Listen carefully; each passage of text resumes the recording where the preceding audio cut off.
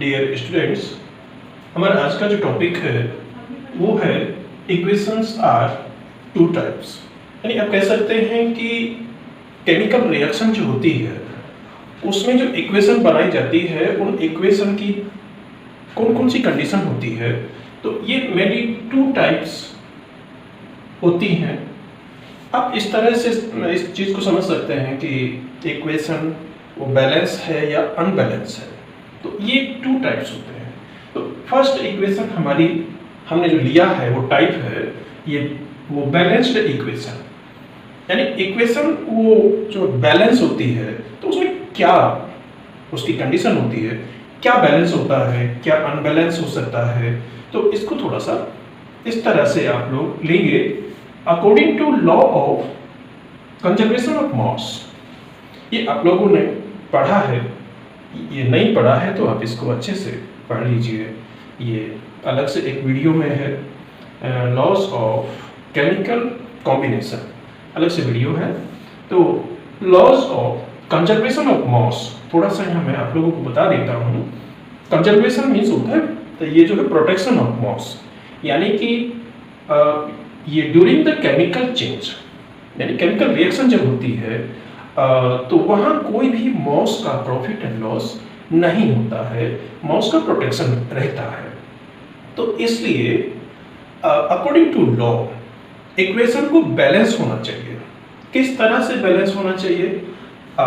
Chemical reaction equation has an equal number of atoms of each element in the reactant and the product is called ये balanced equation.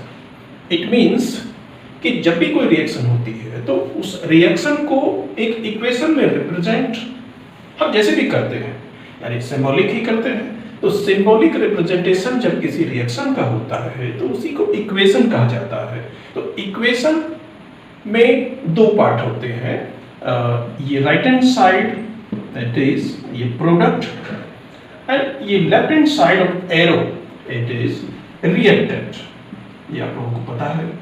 तो ये कहता है law of conservation of मास कि reactant के जितने भी नंबर ऑफ एटम्स हैं अलग अलग वो टाइप के, उतने ही नंबर ऑफ एटम्स ये प्रोडक्ट साइड में भी होना चाहिए, तब इक्वेशन जो बैलेंस होती है।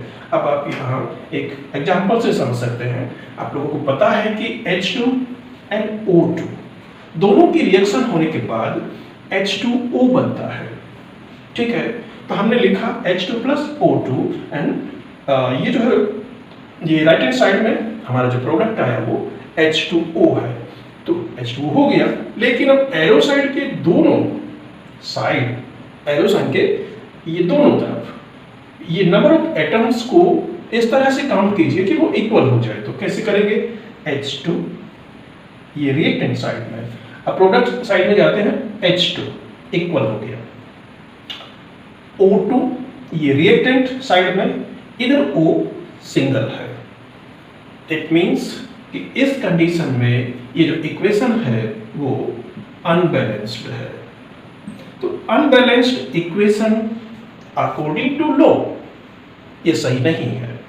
अब सही इक्वेशन वो कौन सी है कि 2H2 ये plus O2, 2H2 means 4H, 2H2 4H equal हो गया O2 2O, 2 मल्टीप्लाई O, तो O2 भी हो गया एंड 2H2।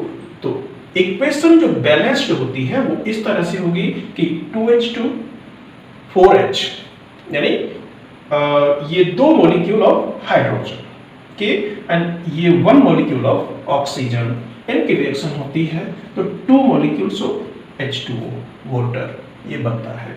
तो ये इक्वेशन हो गई हमारी, ये बैलेंस्ड इक्वेशन है। ये टाइप हो गया हमारा, ये बैलेंस है अनबैलेंस के बीच में डिफरेंस। अब अनबैलेंस रिएक्शन को अलग से समझ लेते हैं। सेकंड ये type of equation, chemical equation is in which the number of atoms of each kind are not equal, there is equal and are not equal, ये difference है। in the reactant and products is called unbalanced equation. Unbalanced equation means ये different kind of atoms, ये reactant side में and ये जो है product side में वो equal नहीं होते हैं. तो इस तरह की equation को it is called also as skeletal equation. इस तरह की equation को हम skeletal means ढांचा.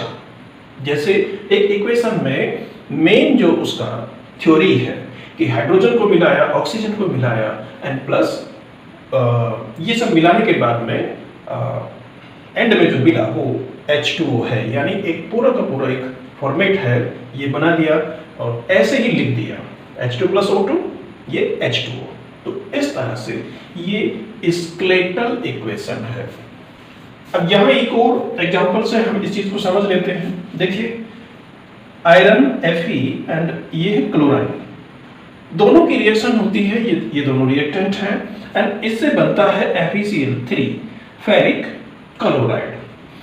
लेकिन यहाँ इसको चेक कर लेते हैं कि ये बैलेंस है कि अनबैलेंस है. देखिए Fe इक्वल है Cl2 एंड Cl3, अनबैलेंस हो गया. इधर Cl2 है इधर Cl3 है. तो अब इसका ये बैलेंस्ड जो कंडीशन है वो क्या है? 2Fe and 2Fe. देखिए फेरिक क्लोराइड में Fe एंड Cl को सेपरेट हम नहीं कर सकते हैं, वो एक कंपाउंड है तो एक साथ में ही काउंट होता है. तो 2Fe एंड 2Fe अलग अलग एटम को इस तरह से हम काउंट कर सकते हैं. यहाँ किया हमने, ये जो है Cl2 था तो 3Cl2 कर लिया इसका, तो यहाँ हो गया 6Cl. ये मल्टीप्लाई होता है तो 6Cl हो गया. यहाँ Cl है 3 एंड 2 यहाँ कॉमन है तो 2 से मल्टीप्लाई हुआ तो यहाँ भी हो गया 6Cl. 2Fe and 2Fe already equal है तो Fe plus Cl2 arrow sign FeCl3 ये अनबैलेंस है, it is unbalanced and it is ये बैलेंस्ड. तो ये देखना होता है कि इक्वेशन में ये रिएक्टेंट साइड के जो एटम है उतना ही सेम वो क्वांटिटी में वो जो है प्रोडक्ट साइड में भी है या नहीं. अब यहाँ एक क्वेश्चन हम रेज कर सकते हैं कि how can we balance the equation. कोई भी इक्वेशन हमें दी गई है तो उसको हम किस तरह से बैलेंस कर सकते हैं. तो उसके लिए थोड़ा सा ये समझेंगे कि बैलेंसिंग मीन्स क्या होता है, किस तरह से बैलेंस किया जा सकता है. The balancing of chemical equation means that, यानी ये बैलेंसिंग का अर्थ क्या है? To equalize the number of atoms of each element on the both sides of the equation. Equation के दोनों साइड में, सपोज करिए एक इक्वेशन है a plus b arrow c plus d. These are a reactant and these are the product. यानी कि जितने भी रिएक्टेंट में एटम्स हैं उतने ही एटम्स जो है यहाँ ये प्रोडक्ट में भी होने चाहिए, ये इक्वल होने चाहिए. इसी को कहा जाता है बैलेंसिंग ऑफ इक्वेशन. तो ये it is possible by hit and try method. ये मेथड बहुत सिंपल है और इसका नाम दिया गया हिट एंड ट्राई. ये मेथड में 5 स्टेप्स हैं जो फॉलो करने होते हैं. Step number 1, right the skeleton equation. यानी स्केलेटन इक्वेशन मैंने आप लोगों को बताई है पहले भी. जो भी रिएक्टेंट है इन वर्ड्स आपको वो मालूम होने चाहिए और उनका एक्चुअल फॉर्मूला क्या है वो भी मालूम होना चाहिए. Right the skeleton equation with the correct formula of reactants and products. यानी रिएक्टेंट एंड ये जो है प्रोडक्ट में जो भी वो जो सब्सटेंसेस हैं उनके करेक्ट फॉर्मूला लिखे हुए होने चाहिए. तो उस इक्वेशन को कहा जाता है स्केलेटल इक्वेशन, यानी कि वो अनबैलेंस होती है. Number 2, step number 2, count the numbers of atoms of various elements on both sides, यानी कि एरो साइन के दोनों साइड, ये है left hand side and it is ये राइट हैंड साइड, दोनों साइड के एटम्स को काउंट कीजिए the equation and make them equal, उनको इक्वल करने की कोशिश कीजिए ये बाय ये multiplying the formula bye suitable number.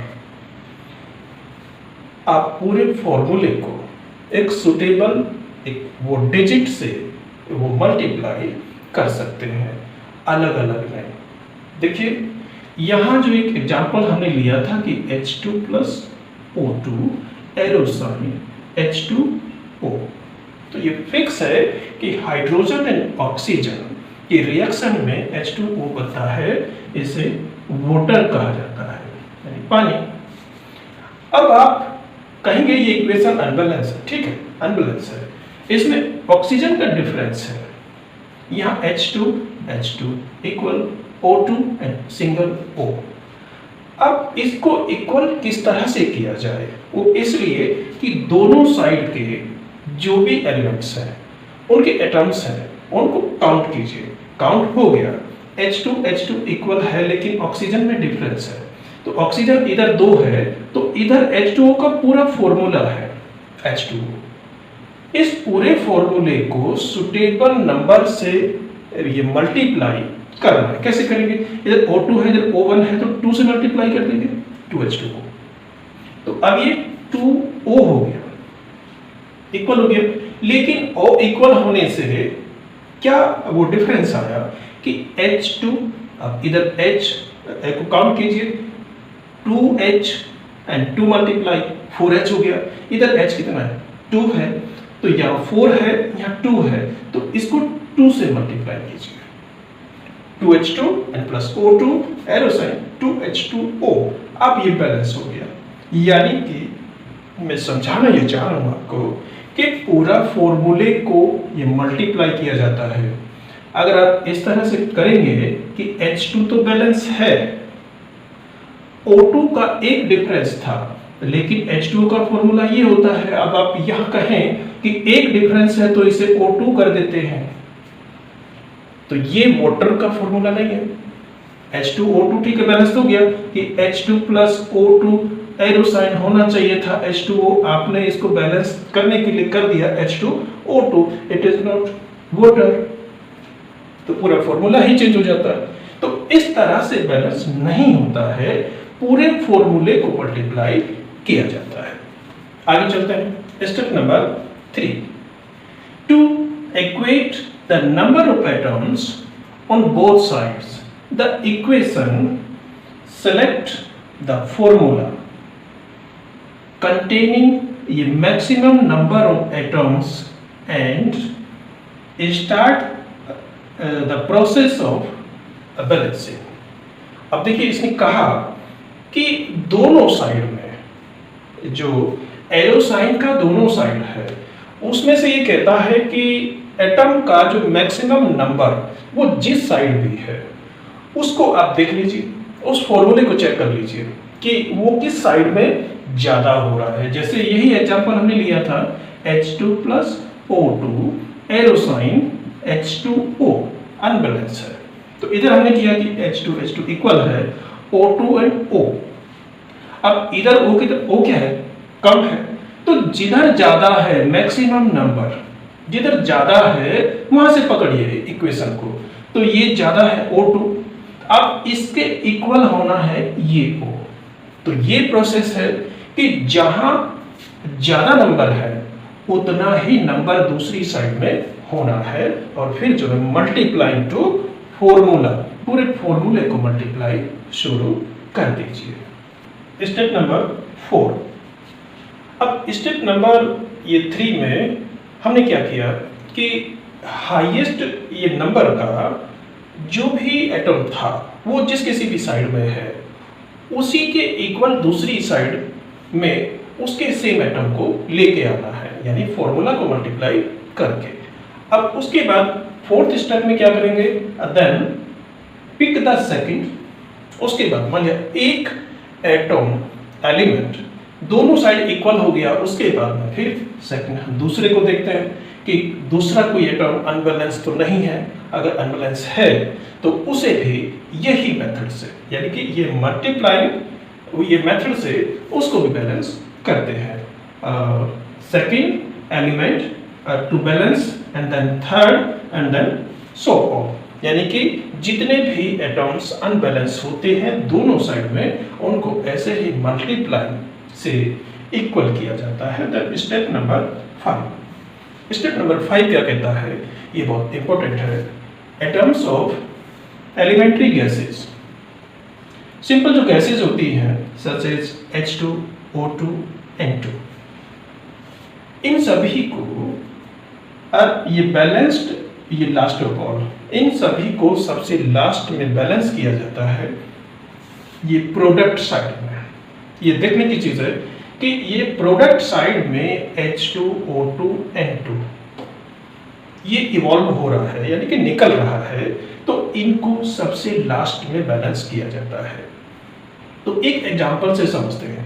ये एग्जांपल है कि पोटेशियम प्लस H2O वाटर, इनकी रिएक्शन होती है कि OH बनता है, ये potassium hydroxide, and H2 gas, elementary gas evolve होती है, निकलती है।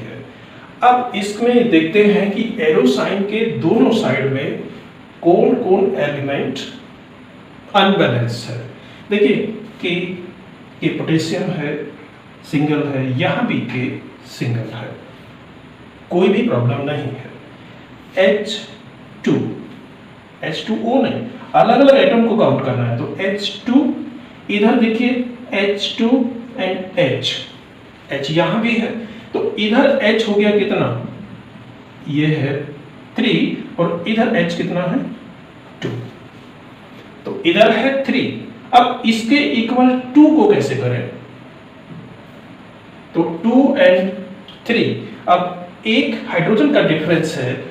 अब यहां ये डिफरेंस को ध्यान से थोड़ा सा समझना कि एक का डिफरेंस है, एक कम है यहां, तो क्या हम ये कर सकते हैं कि H2 को कर दें ये 3O कर सकते हैं, लेकिन क्या ये फॉर्मूला ऑफ वाटर है, नहीं, तो ये पॉसिबल नहीं है, फॉर्मूला चेंज नहीं कर सकते, ये H2O ही रहेगा।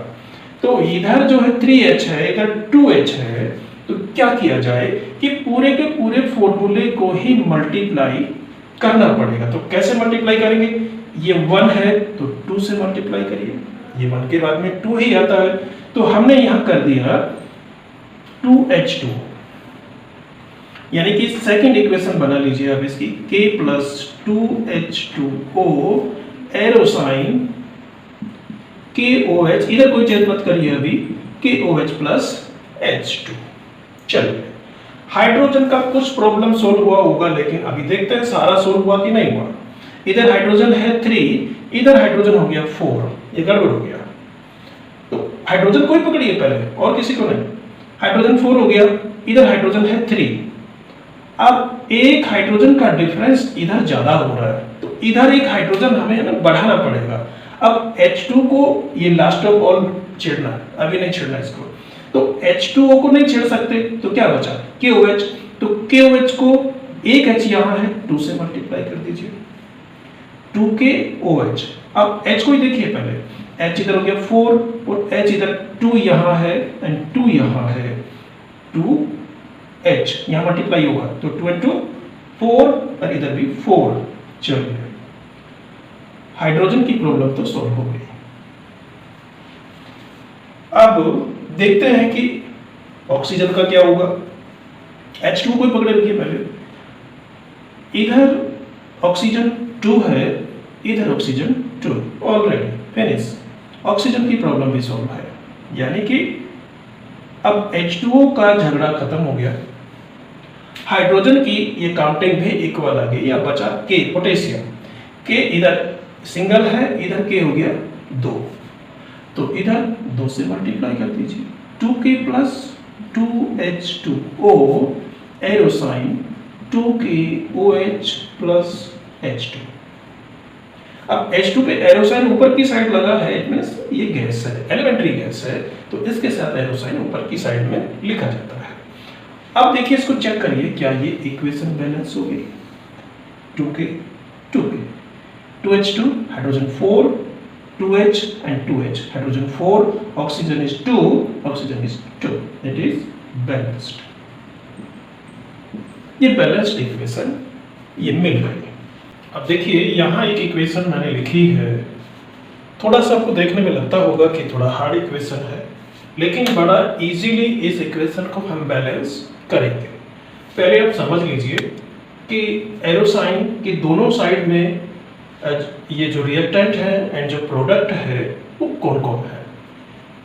AlOH का थ्राइस, यानी OH को ब्रैकेट में इधर से ये लिखा जाता है 3, यानी ये मल्टीप्लाई केवल OH में है, Al के साथ नहीं है 3 का मल्टीप्लाई। अगर ये इस तरह से लिखा होता है कि 3Al OH, अगर इस तरह से होता तो ये मल्टीप्लाई Al में भी होता 3 का एंड OH में भी होता, लेकिन Al ये ब्रैकेट से बाहर है, तो Al कितना है 1 एंड OH कितना है 3। ये इस तरह से समझना होगा। ये एल्युमिनियम हाइड्रोक्साइड है एंड इट इज H2SO4। यहाँ Al2 एंड SO4 ब्रैकेट में है थ्राइस, तो SO4 है 3, ये समझना पड़ेगा आपको। एंड इधर H2O1 ये मॉलिक्यूल है H2O का। तो जब ये आप समझ लेंगे तो फिर इसको इजीली ये बैलेंस कर पाएंगे। अब आप समझिए, ये है AlOH thrice plus H2SO4 arrow sign Al2SO4 thrice and plus H2O। ये हमारा इक्वेशन है। अब आपने यह समझ लिया कि Al इसमें है 1, OH इसमें है 3 एंड H2SO4 ये मॉलिक्यूल है, अलग अलग एटम है, वो काउंट कर लेंगे अभी। Al यहाँ 2 है, तो सबसे पहले Al को पकड़ लीजिए, तो यहाँ कर देते हैं आप, इधर Al2 है इधर Al1 है, तो यहाँ कर देते हैं 2AlOH ये थ्राइस एंड H2SO4। बाकी और कोई चेंज नहीं करना हमें, एक एक करके इसको बैलेंस करके लेके हम आगे बढ़ेंगे बस। और बाकी सब सेम है, हमने कुछ नहीं छेड़ा है। केवल किया क्या है कि इधर Al1 था इधर Al2 है, केवल एल्युमिनियम को बैलेंस किया है। तो देखिए फॉर्मूला है AlOH थ्राइस, यहाँ Al2 लिखा है, तो यहाँ Al2 नहीं कर सकते। जैसे कि मैंने आपको बताया कि H2O एक फॉर्मूला है, तो यहां जैसे H2O2 नहीं कर सकते, यहां मल्टीप्लाई होगा यदि आपको ये 1 से 2 करना है तो ऐसे ही यहां Al2 नहीं कर सकते। जैसे यहां Al2 आपने कहा यहां Al2 है, ऑलरेडी फॉर्मूले में Al2 है, नहीं होता तो हम नहीं छेड़छाड़ कर पाते। यहां Al2 है लिखा है, ठीक है। अब आप कहें कि यहां Al2 है तो यहां भी कर दीजिए, नो, फॉर्मूले में हम चेंज कुछ भी नहीं कर सकते। ये बैलेंस के लिए केवल ये मल्टीप्लाई हो सकता है, फॉर्मूले में चेंज नहीं होगा, ये नोट कर लीजिए। तो Al2 का इक्वलाइज 2Al होगा, हो गया। अब आते हैं ये दूसरी साइड में, इधर SO4 यहाँ पे है 3 और यहाँ पे है SO4 1। H2 को अभी नहीं छेड़िए, SO4 1 है, तो अब इसको 3 कैसे किया जाए? तो यहाँ 2AlOH थ्राइस, ये तो छेड़ना नहीं है अब, तो यहाँ कर देंगे 3H2SO4। देखिए SO4 का थ्राइस मीन्स ये 3 से मल्टीप्लाई है, तो यहाँ इसको 3 करने के लिए यहाँ पे लेंगे हम 3Al2SO4 थ्राइस। अब देखिए धीरे धीरे हमारा इक्वेशन ये बैलेंस की तरफ जा रहा है, प्लस H2O में अभी चेंज नहीं करेंगे, अब करेंगे एक एक चीज को। यहां आपने Al को बैलेंस किया, एल्यूमिनियम को, यहाँ आपने SO4 को बैलेंस किया। अब आगे बढ़ेंगे, देखिए अब H को देखते हैं। H कितना है इधर 2, इधर H कितना हो गया 6, तो यहाँ है H2 6 हो गया, और इधर भी H है, तो Al को अगर छोड़ दे तो 2OH, ये थ्राइस, OH को निकाल लेते हैं बाहर, तो OH ये थ्राइस 3 बार OH है, और ये डबल यहाँ 2 से मल्टीप्लाई हो रहा है, इट मीन्स कि 6H यहाँ है। समझ आ रहा है आपको? 6H तो यहाँ है, ये 2OH ये थ्राइस, अगर 2 को हटा दें हम तो OH ये थ्राइस मीन्स यहाँ पे 3 हाइड्रोजन है। इतना तो समझ आया होगा आपको, 3 हाइड्रोजन है यहाँ, और 2 से इसको यहाँ मल्टीप्लाई हो गया, तो ये हो गया 6H। तो 6H यहाँ है, 6H यहाँ है H2SO4 में, तो यहाँ है 2, तो यहाँ कर दीजिए 6H2O, 6H2O, तो 6 and 6 हो गया, ये जो 12 and 6, ये मल्टीप्लाई 2, ये 12H2O। अब आप इस इक्वेशन को चेक कर सकते हैं, it is a balanced equation. ये इक्वेशन हमारा अब बैलेंस हो गया, 2AlOH thrice plus 3H2SO4 arrow Al2SO4 thrice plus 6H2O, it is balanced equation. यहाँ देखने में लग रहा था आपको कि ये बहुत भारी है, बड़ी इक्वेशन है, लेकिन कुछ भी बड़ा नहीं होता। स्टेप बाय स्टेप जब आप सीख जाते हैं तो कुछ भी हैवी नहीं है, इक्वेशन सब एक जैसी होती है, केवल आपको स्टेप फॉलो करने हैं कि किस तरह से ये बैलेंस की जा सकती है। अभी मैंने यहाँ आपको ये इक्वेशन सिखाया, बैलेंस करके ये दिखाया, आपको ये लग रहा होगा कि ये सर ने बताया है तो बहुत इजी है। एक बार जब समझते हैं तो लगता भी है कि इजी है, स्टेप बाय स्टेप समझ में आ जाता है, लेकिन जब तक आप दूसरी और इक्वेशंस को लेके आप अपने आप जो प्रैक्टिस नहीं करेंगे तो इक्वेशन और ये स्टेप्स आपके यूज टू नहीं होंगे। तो स्टेप सभी आप सीख जाएं तो फिर हार्ड से हार्ड इक्वेशन इजीली बैलेंस हो जाएगी, लेकिन ये प्रैक्टिस बहुत ज़रूरी है। तो इस तरह की दूसरी स्केलेटन रिएक्शन इक्वेशन लेके आप ये बैलेंसिंग का प्रैक्टिस कीजिए। ये प्रैक्टिस होते होते आप परफेक्ट हो जाएंगे। तो तब तक के लिए जय हिंद, जय भारत।